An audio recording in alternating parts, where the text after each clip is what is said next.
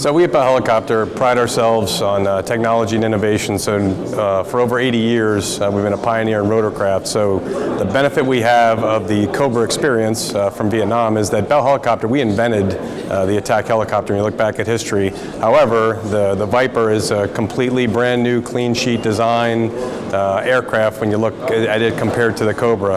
The benefit is that we have hundreds of thousands of flight hours and experience and lessons learned from our attack helicopter experience. We apply into this Zulu, the Viper aircraft, that is the newest and most lethal attack helicopter that's on the market today. When you look at what's out there as far as an array of weapon sets that it has, it is already combat proven by the Marine Corps.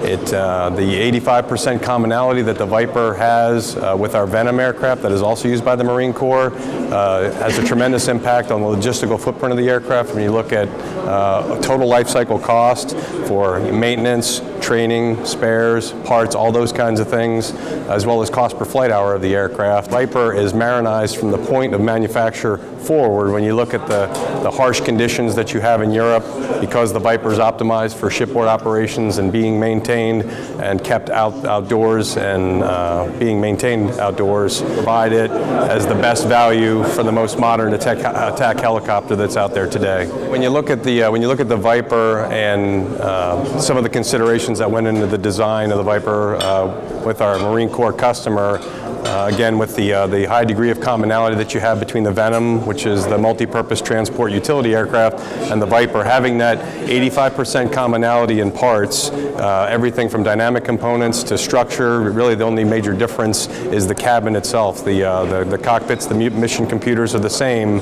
so they need that smaller logistical footprint. They need that marinization of the aircraft from the point of manufacture forward because of the harsh conditions that they operate in. So it's purpose-built for a Marine Corps mission for the types of missions that they have to do, both shipboard, littoral operations, as well as combat operations, to really design in those unique capabilities so that they can deal with the environmental effects that they need for the missions that they execute. While we're still in the market research and analysis phase with Poland, we're a little bit farther along with the Czech Republic, and I think there's certainly that opportunity when you look across Europe and you look across NATO and the spirit of cooperation between the nations. And because of the way the Marine Corps structured the H-1 programs with the Venom and the Viper and the high degree of commonality, I think there's definitely potential synergies there as you look at the different European nations and the interest that's out there, again, for both multi-purpose utility aircraft as well as attack aircraft, certainly to leverage one another and capabilities. I think there's a great degree of opportunity and synergy between the nations